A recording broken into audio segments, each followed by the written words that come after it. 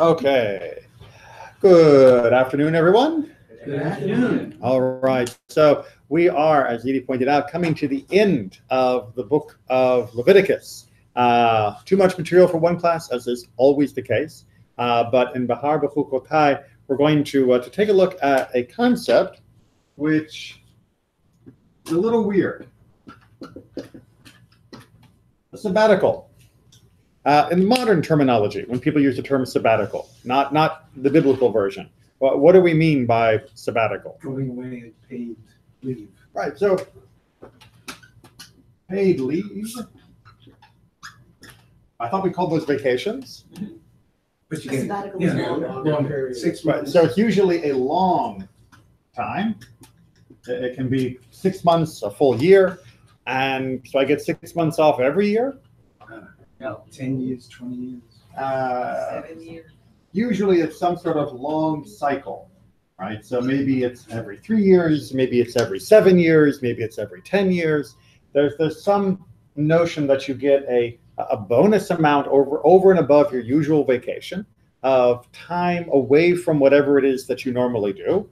And you're going to get that on an it's irregular, but not on an annual type basis, but on a much larger cycle scale than just every 12 months. Why? Isn't it usually for research or to do research on something? Learn/refresh. Refresh. So it's not just because we're lazy people who don't want to work all the time. Well, isn't that what refresh means? Yeah. Need work on something else. Daily, day-to-day chores. So why would your job pay you to take months off to work on something that isn't job related? So you'll be better when you come back. So it'll be better when you come back. So when we learn and refresh, at least within many people's minds, that's actually linked.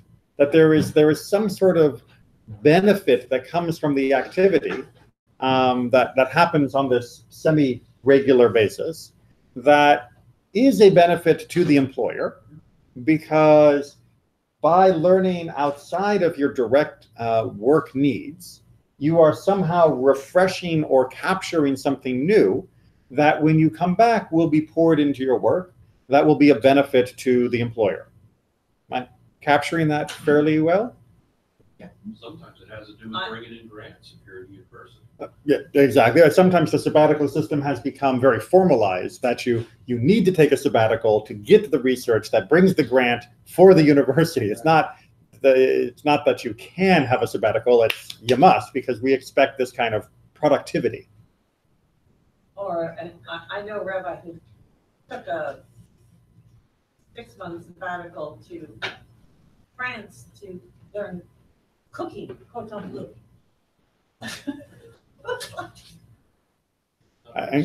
And No, So you gave them a gift, so you grow up. clearly enriched him as a person. Well, who are we to decide what is and is not an enriching experience? Right? When we're talking about what would make somebody refreshed and renewed, if we get into the, oh well, that wouldn't work. I mean, you're gonna go down to Australia, really, doctor? I mean, what are you gonna learn down there? Koalas? No, if you're gonna take your sabbatical to do more research, we want you here. Like, well, but this is where my passion is drawing me to. No, we want you here. It's like that's called a job then. Right? If you're sending me specifically to location A, even though my passion is drawing me to location B, then I'm not going to get the same exact results that were decided here. Okay, now in case you're wondering, how does this apply to the Torah? Because the Torah never tells anybody to take a sabbatical. The Torah instead tells something to take a sabbatical. The land, right? And the land is meant to take a sabbatical. So how can we, in general, apply what we've just said for the land? Right? Does any of this make sense when talking about dirt? Yes. The land too is part of God's creation. God has compassion on all his creation. You mentioned Psalm 145 last week. We learn in Genesis. Part of last week was the compassion on animals. And God's compassion on animals is reflected in Torah. The land too is part of his creation. It was created for the benefit of humankind. So, as part of God's creation, there is a mindfulness Right. of caring for what he created for our benefit. So we have to take care of what he made for us, but if it's for me, shouldn't it be my decision how to use it? But it's setting standards of respect for the creation that he gave us to use and to pass on. Ah, you mean it may be mine, but it's not only mine. It's not only ours because their ultimate title ultimate title is God's. All right, so We get to use it. there definitely seems to be a reason why the sabbatical of the land eventually led to the creation of sabbatical of employees, right? Because we got to make sure we have that in our mind, that this concept of the sabbatical eventually was applied to humans, not the other way around. The one thing that they do share as well is the root word, in English at least, which is Shabbat, right? That the land will rest the same way we rest. Now, we can rest every week. The land doesn't work like that, right? We can't go out to the field and say, all right, guys, it's Shabbat, stop growing. Right, it's okay, take it easy, put your stalks up and just relax for the day. No, because it's going to grow. So as long as things have been plowed and planted, they are going to grow the entire growing season. There's no way to give them a rest once they've been plowed. So as we're going to see, in order to give them a rest, you have to not plow. With that in mind, let's get some Torah under our belts so that we have something to discuss. Page 738. We're beginning right with chapter 25, verse 1 of Behar. If you would mind. The Lord spoke to Moses on Mount Sinai. Speak to the Israelite people and say to them, when you enter the land that I assign to you, the land shall observe a Sabbath of the Lord. 6 years you may sow your field, and 6 years you may prune your vineyard and gather in the yield. But in the 7th year, the land shall have a Sabbath of complete rest. And Shabbat Shabbaton, which is the doubling that usually gets used and translated as a complete Shabbat, a complete rest. A Sabbath of the Lord. You shall not sow your field or prune your vineyard. You shall not reap the aftergrowth of your harvest or gather the grapes of your untrimmed vines. It shall be a year of complete rest for the land. But you may eat whatever the land during its Sabbath will produce, you and your male and female slaves, the hired and bound laborers who live with you, and your cattle and the beasts in your land may eat all its yield. All right, so just a little bit of some of the technicalities, although we'll look at that in more detail with our commentary. So what happens to our agricultural activity during this year? Right, it stops, right? I'm not out there plowing, I'm not out there sowing, I'm not out there tending, I'm not weeding, I'm not pruning, I'm not making the fields more productive. But whatever happens to grow just wild, I can eat. But notice something about that, which is verse 7, actually verse 6 and 7, right? But whatever the land produces just on its own, who gets to eat it? Everyone, even if it's on your property.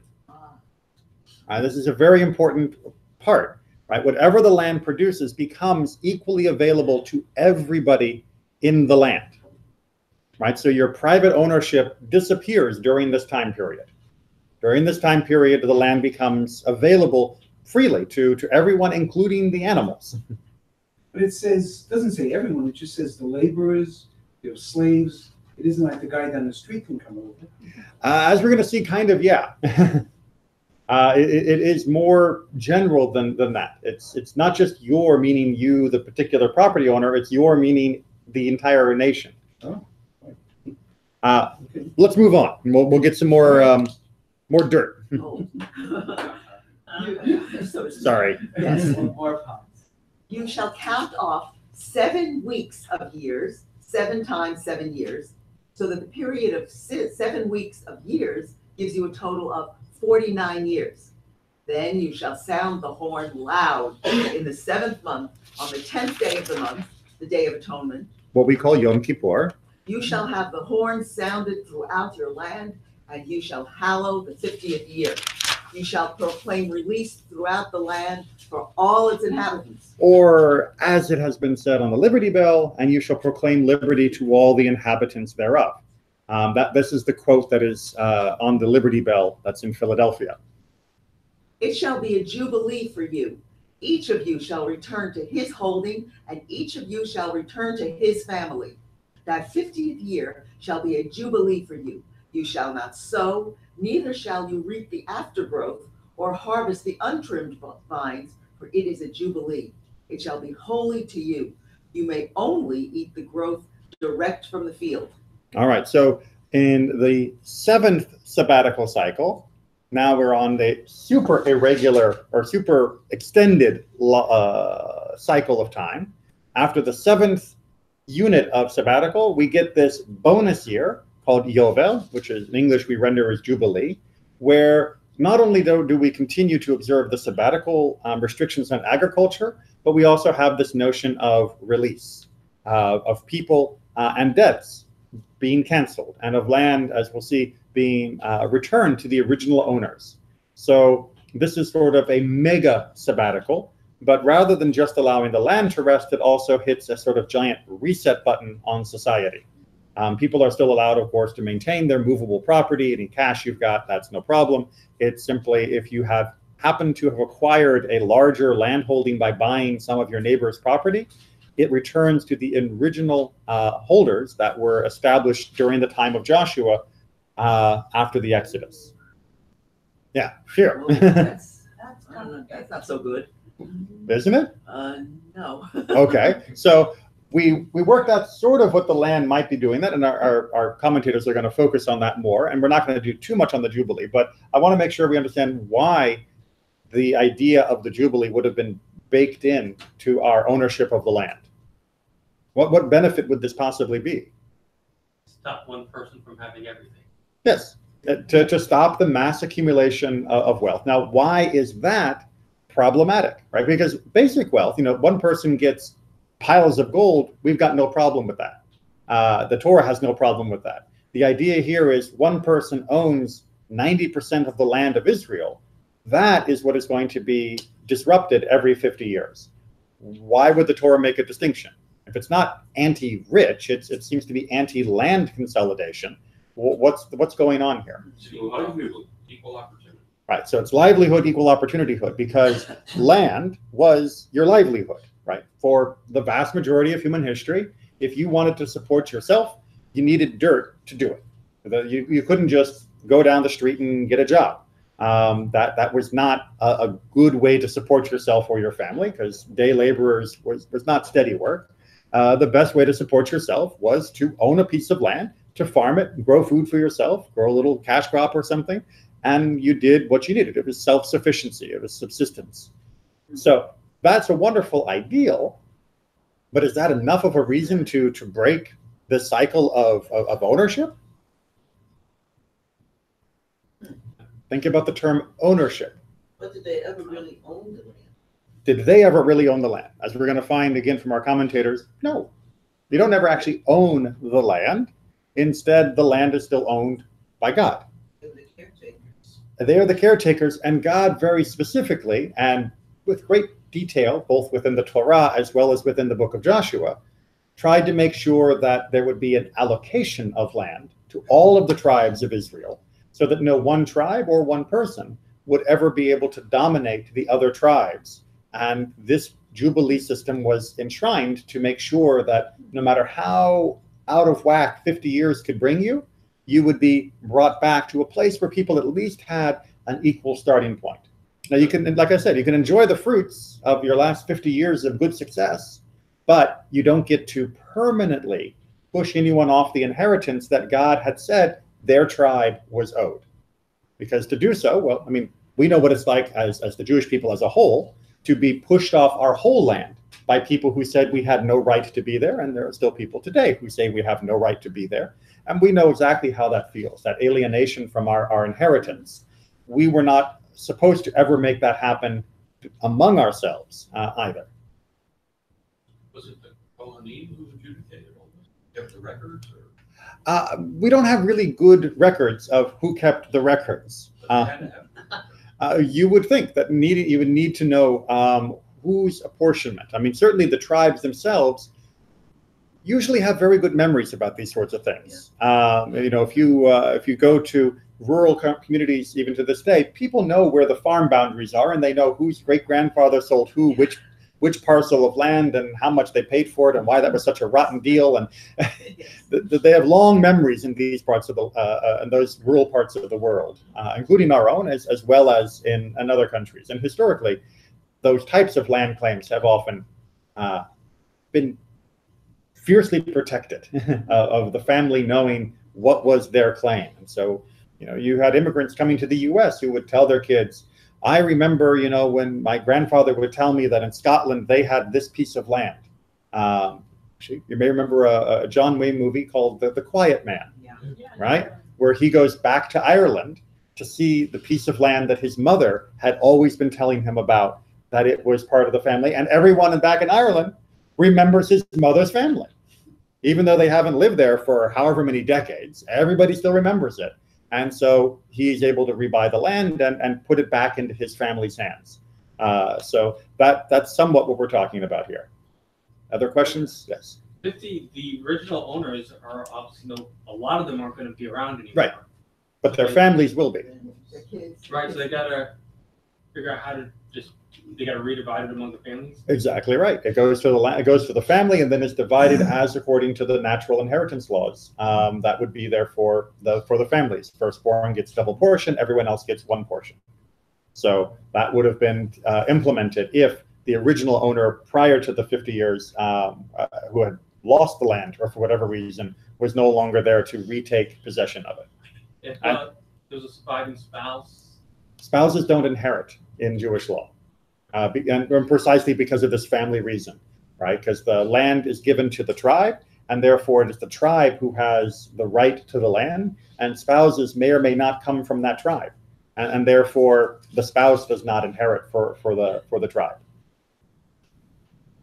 Yeah. Except in the case where it was the 5 girls. So the daughters of Tzlofchad, they inherited because there were no men, exactly, but there was a stipulation that they had to marry within their tribe. Exactly. So yes, they can get their father's inheritance, but they don't get to leave. They don't get to leave the tribe and take the land with them. And this was all about trying to keep it fair, which, as you can see, keeping things fair is going to be burdensome. It's not easy. Okay, so let's go ahead then, because I'm looking at our clock and we've got some meaty things to dig through. Save a copy for myself. Send some that way, Edie. Some that way, Harry.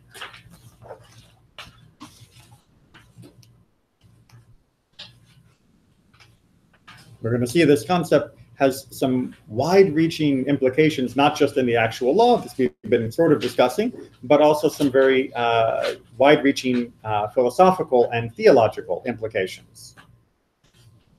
Did I make enough? Just enough. Good.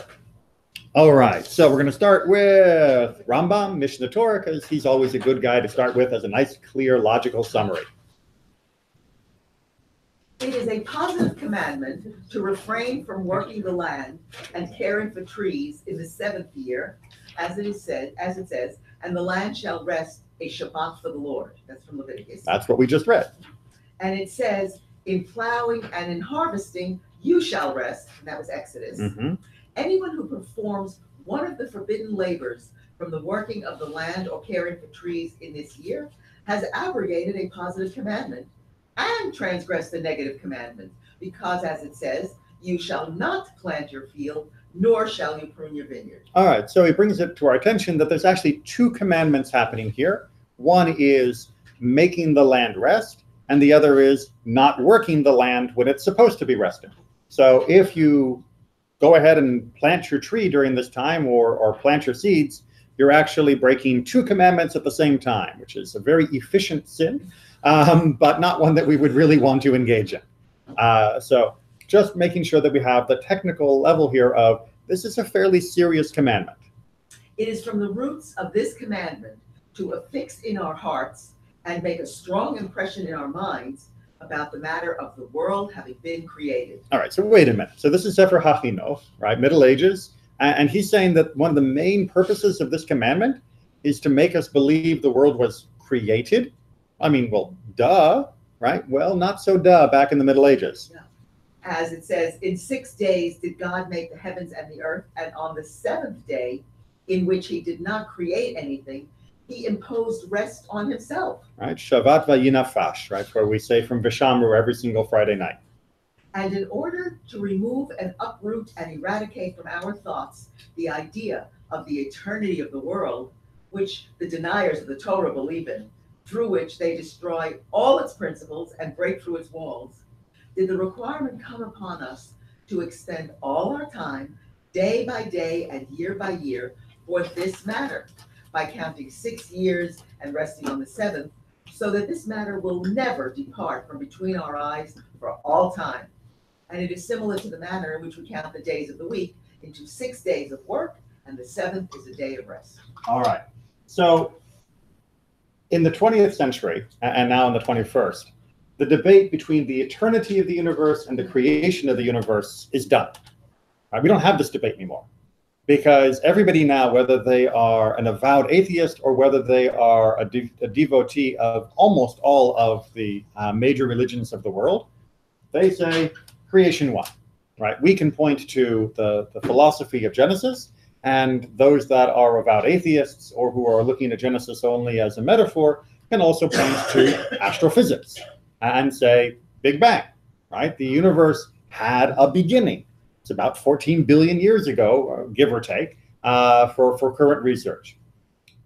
That was not a settled point only 500 years ago, or a little bit longer when Sefer HaChinuch was living.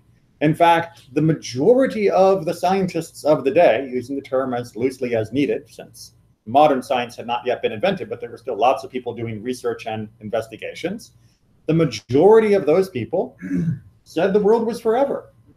The world had always existed. It had no beginning. It had no end.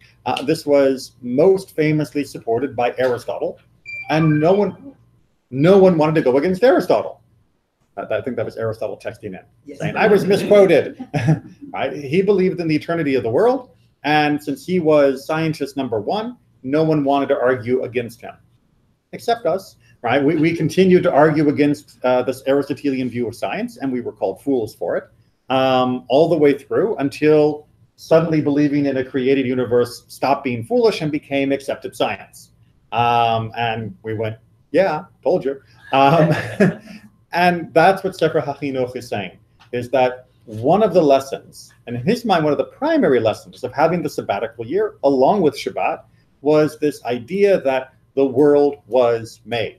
The world is not forever. Now, we can take that message and say it's even more powerful than just saying the world was made in some philosophy debate. But this is a reminder that the world was created, the world therefore has a purpose, and the world therefore has rules. If the world is eternal, then that means nothing we do to the world is permanent. Nothing we do to the world matters, and the world isn't going somewhere like we believe. The world is just churning out life over and over and over. And guess what that means for any notions of progress or any notion of human dignity or any notion of purpose? There is none, right? 10,000 years ago, people lived, they worked, they died. 10,000 years from now, they'll live, they'll work, they die. There's no point trying to change anything in the meantime. The world is just one giant eternal cycle, like the stars that swirl around us each year, and you just accept where you're born and you just wait till you die. Judaism came along and said, no, it had a beginning, it's got an end, and it's our job to make sure the journey in between is as good as possible. And so when Sefer HaChinuch says that this debate is really, really important, he's not kidding. It is a very fundamental cultural debate of how we view the world and how we are willing to accept the world. If you view the world as eternal, you're willing to put up with just about anything. If you view the world as created and therefore with rules and purpose, then you're willing to change just about anything to bring it in line with the purpose of the Creator. Make sense? Okay. And he's going to give us a little bit more benefit of this. It's not only a philosophy lesson. Therefore he, blessed be he, did command to render ownerless all that the land produces in this year, in addition to resting it during the year, so that a person will remember that the land which produces fruits for him every year does not produce them by its own might and virtue. Right? It's not just the dirt that's doing this. For there is a master over it, and over its master, and when he wishes, he commands him, the master of the land, to render them, that is the fruit, ownerless.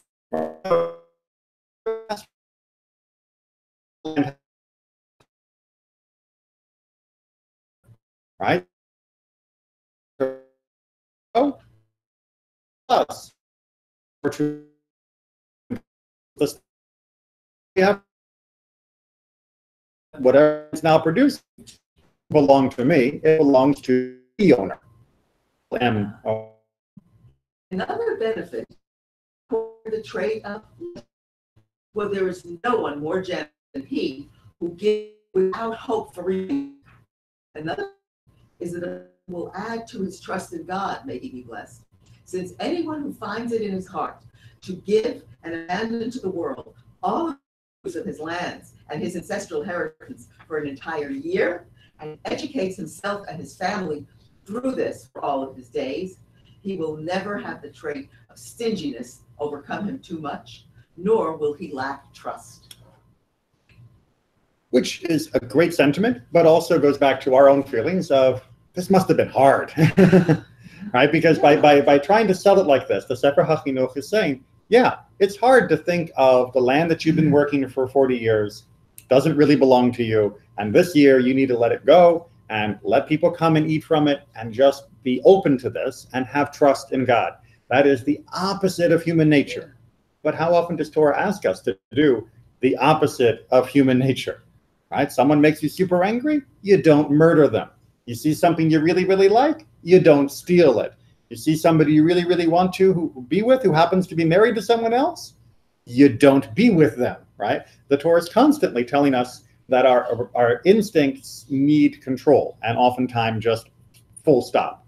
And this, every 7 years, that my attitude, we need to open up and say, well, I'm, yes, the tenant, and I am the one who's responsible for this, and I'm the one who makes all of this happen in this particular way, but I need a little reminder every now and then that it's not just about me and my stuff, which Shabbat does also in a little way every single year. It doesn't ask us to give up much, except seeking more, which is why we don't engage in our business and other labors on Shabbat. Because at least on one day, we shouldn't think our life is all about adding. Make sense? Okay. Onward. And to teach that we count the years from the exodus from Egypt in the second year of their going out. When they came to the land, they began to count from their coming. All right. So this section from Sifrei, I probably should have given a bit more of a prelude to this, because otherwise it's typical midrash, short speak, and confusing. It's trying to teach us that the way we count makes a big difference from what we're counting from. It's our perspective on the world. And so when we left Egypt, we were counting from the leaving of Egypt. But what we just found in this beginning of this Torah portion is that when we get to the land, we're going to start counting from there. So our 7 years are going to count from the coming to the land. And that will be our new benchmark. When the temple was built, they began to count from it, as it says, and it was the end of 20 years from Solomon's building. Right, so we first started counting from Egypt, then we start counting from entering the land. Now that the land has been developed and solidified to the point that we have a temple, now we can count from the temple.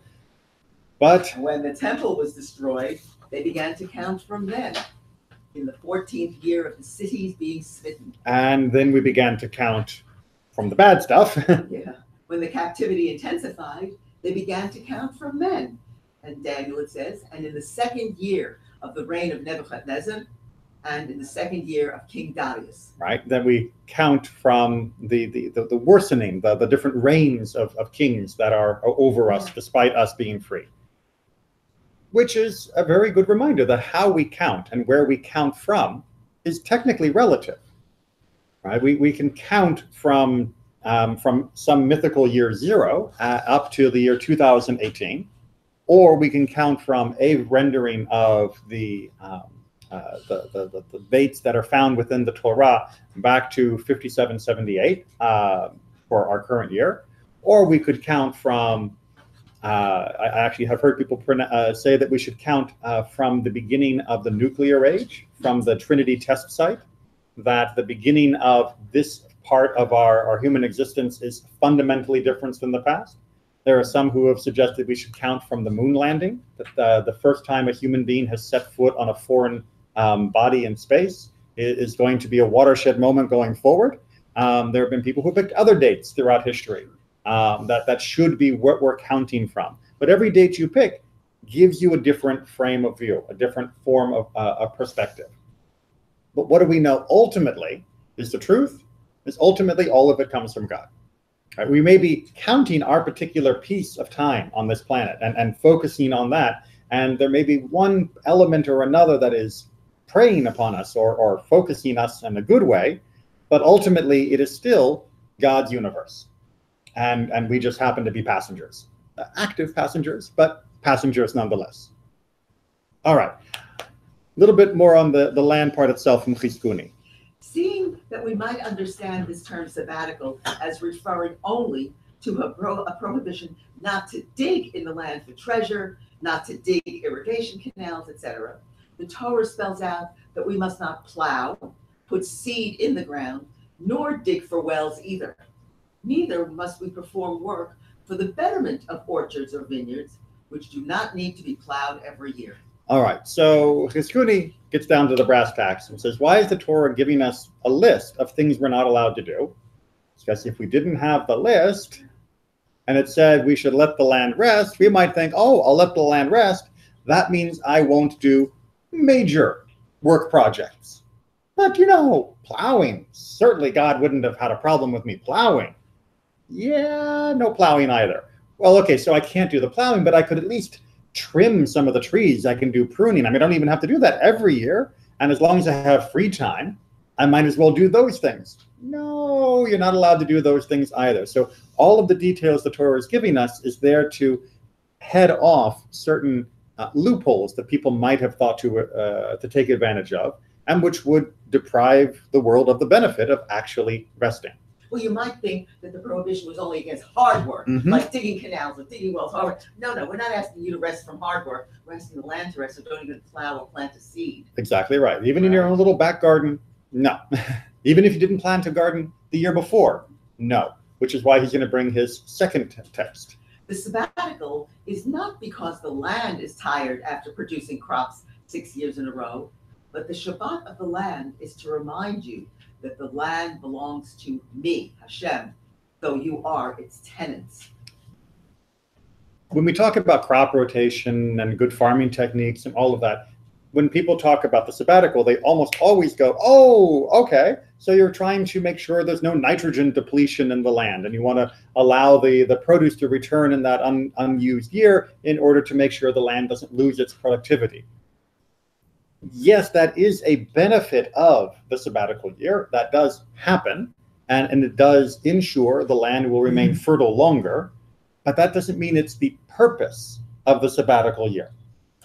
Right? Remember, every time we come to a different law or different requirement, we have to imagine, are there other ways God could have achieved the same goal if he had done the law differently? If the law was make sure the land remains fertile, then God could have instituted crop rotation, which is what most other countries around the world use, which is, you have your field like that, and on the first year you work these fields, and this one you leave empty. And then the next year, you work this field, but you leave that one empty.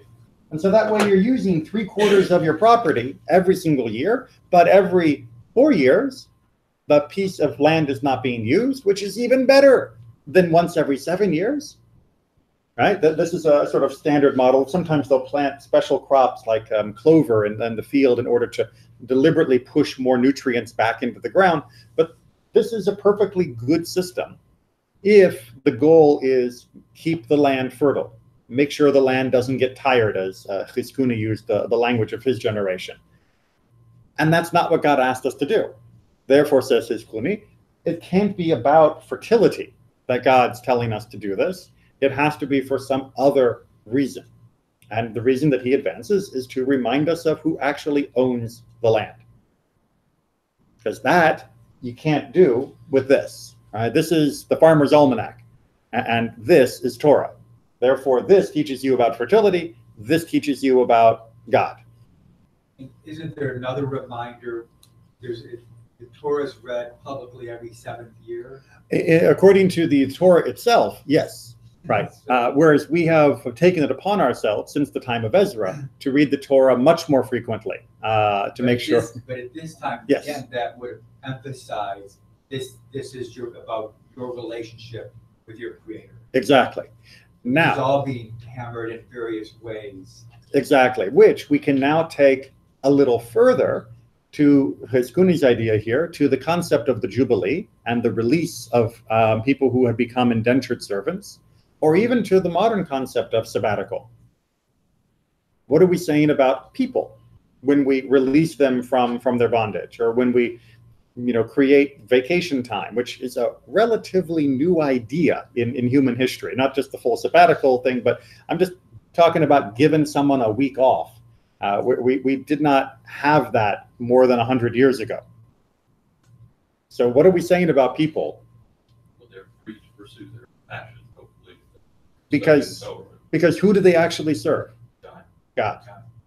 Right? Every human being, whether they are, the man who owns the entire factory or whether they're the person who's down on the line turning the wrench, they all have the same owner, the same master, which is God. And therefore, they all deserve to be recognized as such. And by forcing their release under the Jubilee every 50 years, it reminds us that every person doesn't actually belong to the person who thinks that they have got their contract, that they actually belong to Adonai. And when you let someone have a week off of vacation, it's another way of reminding someone you don't actually own the person. You simply are using their skills because of an agreement, because they have the right to be free should they need to be so. Make sense? Okay. Now we're going to take a little detour just because I came across this while studying this and it's too good to pass up. Does everyone know the Kuzari? The Kuzari is a very famous book written by Rabbi Yehuda Halevi during the Middle Ages, and it is a semi-fictional account of the Khazar Empire, which was an empire in the middle of Asia that chose to become Jewish during the Middle Ages. And Rabbi Yehuda Halevi decided to write a dialogue between a rabbi, he also had some other people, but mainly it ends up being a rabbi and the king of the Khazars, of why he should choose to become Jewish, and along with him, his entire kingdom. And so it's a really fascinating look at explaining why Judaism is great and how it could be explained to somebody who's never actually even heard of Judaism or very much about it to start with. And it is, shall we say, a wide-ranging conversation.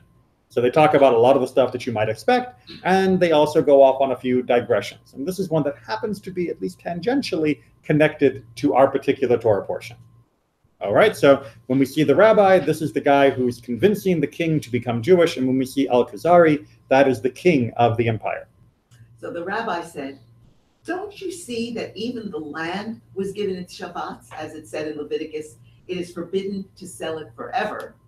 That says that in Leviticus 2. And Al-Khazari said, was not the day primarily calculated as dawning first in China, because it forms the eastern edge of the inhabited world? All right. So we got to figure out when days start and all of that. It's very important for the calendar in order to know when, like, for example, the sabbatical year begins. Does it begin for that time or this time? But notice the implication here, right? They know what China is. Right? And they know that China is way off to the east. I'm not going to draw a real map here, but That's the eastern edge of the world. they believe that China is the eastern edge of the world, which would put, Israel somewhere along here. And then you have other parts of Europe, for example, Spain, over there. Maybe. Right? Because that's what we kind of are imagining is when we read this, is that you have the eastern edge of the world and you have Spain over here and China over there, Israel in the middle. And this seems to be implying a nice, good, flat model of the world. And so if the sun rises here, this is the beginning of the day. They do seem to have a notion that the day takes time to travel, maybe. Yeah, no, they're much more sophisticated than that. Keep reading. So the rabbi says, the beginning of Shabbat must be calculated from Sinai, or rather Alush, where the manna first fell. Because that's when we first were given the command to keep Shabbat. When God gave us the manna and said, but you don't go out on Shabbat to gather it. And so that would be right about here. And he's saying this is what we would call the prime meridian, right, in modern parlance, which is fungible, right? The prime meridian at the moment goes through Greenwich, England, because that's where they calculated it from when they first did it. But there's no actual rule or reason why Greenwich should be line 0 on the globe. It's just convenience. In fact, Paris always wanted to be line 0. It's just the British were able to do the calculations faster because they have better clockmakers. Really, actually, really fascinating story of how the prime meridian was first not discovered, but was first calculated and set. Yeah, fascinating study about exploration and how science and society works, but not for here. Thus, Shabbat does not come in till the sun has set behind Sinai, and so on to the remote west and round the globe to China, which is the extreme end of the inhabited world. Shabbat begins in China 18 hours later than in the land of Israel, since the land of Israel lies in the center of the world. Wait a minute. What? Yeah. The land of Israel lies in the center of the world. And so if this is when Shabbat happens here, in China, On the east. it's 18 hours later. Yeah. We would think it's before, which is what Al-Khazari, the king, thought it would be, which that Shabbat should begin before, except what the rabbi is explaining here, Halevi is explaining, is the world ain't flat. Right, it's low. The world is round. Yeah. And if the world is round, where you start your day counting is up to you. Everybody, you can decide. Why is the international date line where it happens to be? Because that's where we set it after we set the prime meridian. It actually got really lucky that it was mostly in the middle of the Pacific Ocean, because it is not so disruptive if it had been like smack through the middle of North America. But that's a choice. And he's saying, if Shabbat's here, I forgot my teeth, then you have to go Shabbat 1, right, 2, 3, 4, 5, all the way around until you get 18 hours later to the beginning of Shabbat off the coast of China. And then eventually the countries like, for example, in Babylon, modern-day Iraq, they would be getting Shabbat. Shabbat would be beginning for them later than anywhere else in the world, even though it's so close to Israel. Right. And I know that sounds weird, but we already think of the world that way. We just don't think of it with the line going through Israel. We think of the line as going through the middle of the Pacific for the international date line. And this is a totally different way of looking at it. And by the way, the math works. Right? China, if you're counting this way, is indeed the beginning of China, not like the middle of China, is indeed about 18 hours behind Israel. If you go and look at your calendar, not a calendar, time zone map, and you count going this way and around, you'll get 18 spots before you get to China if you go from Israel headed that direction. It takes about 18 hours of slices of globe to get back around to China. And this is written from the early Middle Ages. Now, wait a minute, you're saying. But I thought everybody thought the world was flat. No one thought the world was flat who knew anything. Yes, peasants out, sitting in the dirt who weren't allowed to learn, they probably thought the world was flat. But people who were actually knowledgeable, which didn't necessarily mean scientists, but just people who knew a little bit of knowledge, they all knew it was round. And not only did they know it was round, They got the right size. They knew exactly how big the world was, because you can't do this math if you don't know the circumference of the world. Otherwise, this 18 number would make no sense. But they knew 24 hours in the day, and they therefore divided the globe into 24 sections, and they were able to work out pretty well exactly where China would have been relative to Israel, even though it's very likely that Yehuda HaLevi had never seen China, let alone had walked there with like a tape measure to measure the distance. They had very, very good skills at math and navigation and being able to estimate the size of the world. And in fact, by the time Yehuda HaLevi's alive, they'd already known the size of the world for at least 1,000 years, if not more. And they never had Chinese food. I know. What'd they do on Christmas? Right? So, and they knew, right? They knew that the world was round, and they knew how big around it was. And he goes on to give some more numbers, which, by the way, all work out with a modern time map. Sunset in the land of Israel, therefore, matches midnight in China. And midday in the land of Israel concurs with sunset in China. Right? Go look on a time zone map today, and this will exactly work. They're about 6 hours apart.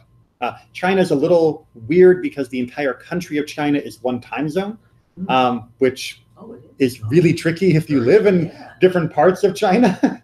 Because, no, it's the morning. It's like, it's not the morning. It's still the middle of the night. No, it's the morning because it's the morning in Beijing. It's the morning for you over here near Tibet. And you just have to live with it. I suppose it makes things very simple on television, but yeah, as far as matching what your eyes are telling you, it's not so good. I've always, wondered what that's like, for davening. If you live in China, it's like Shacharit. If you live on the far west of China, it's happening sometime at like 11 o'clock, 12 o'clock in the morning. 11 o'clock in the morning, 12 o'clock noon. It's like, but, and then Mariv, Havdalah must come just forever after you've already gone to bed. So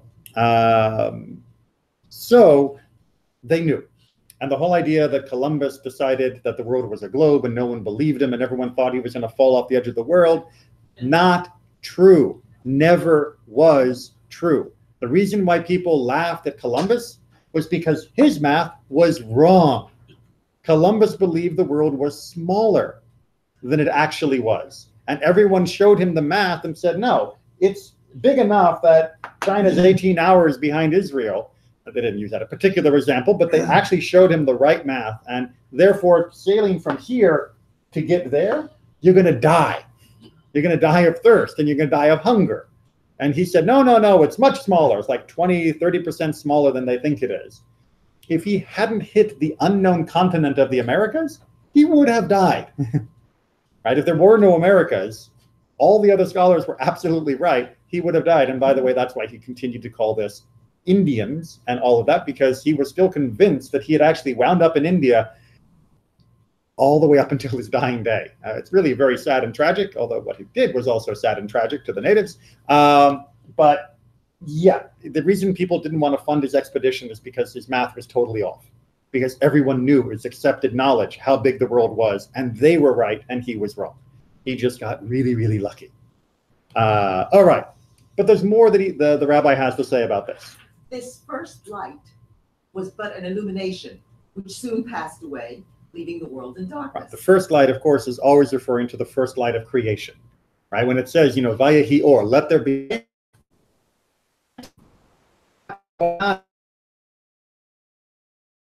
It was dark.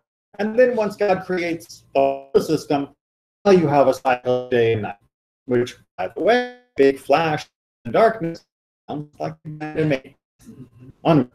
That is the knowledge of the Shabbat of the Lord, festivals of the Lord, upon land which is the inheritance of the Lord, and has, as you saw, the other name, Holy Mountain, his footstool, gate of heaven, for the Lord go forth from Zion.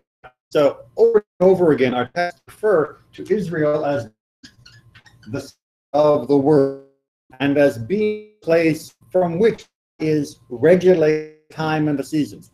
Argument of why Israel should be the or the international dateline on how you want to read it.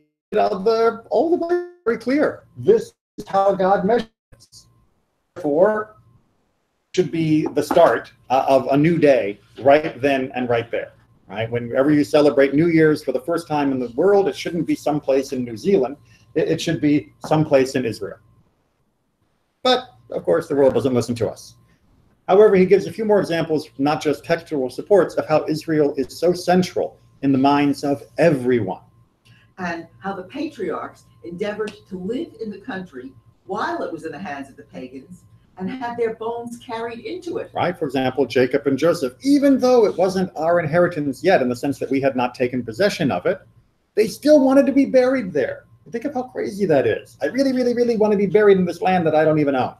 Just because, what, it's special? Yeah, because it's special.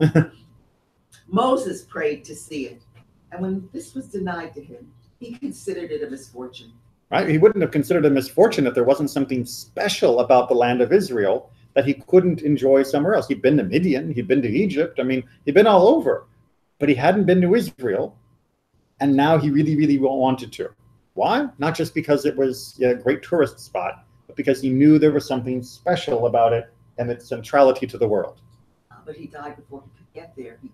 He was told he wasn't allowed to go in. That's right.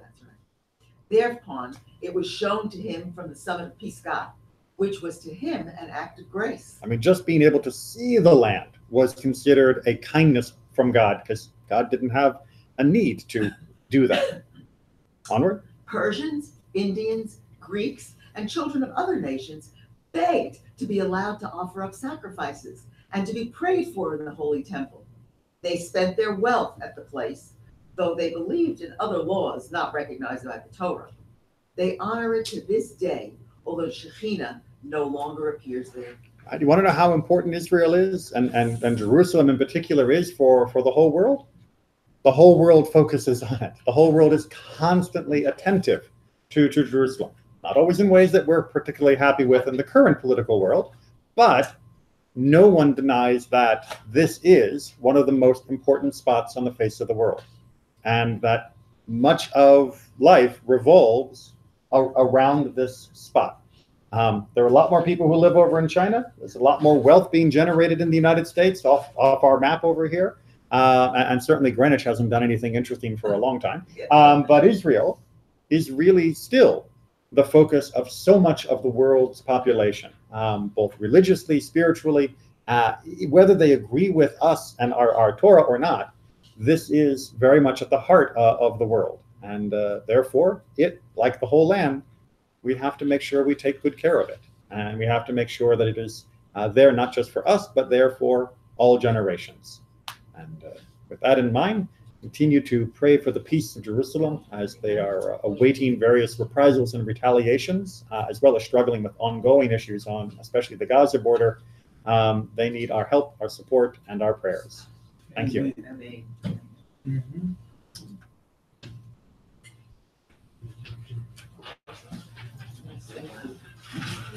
Well, they knew the world was around.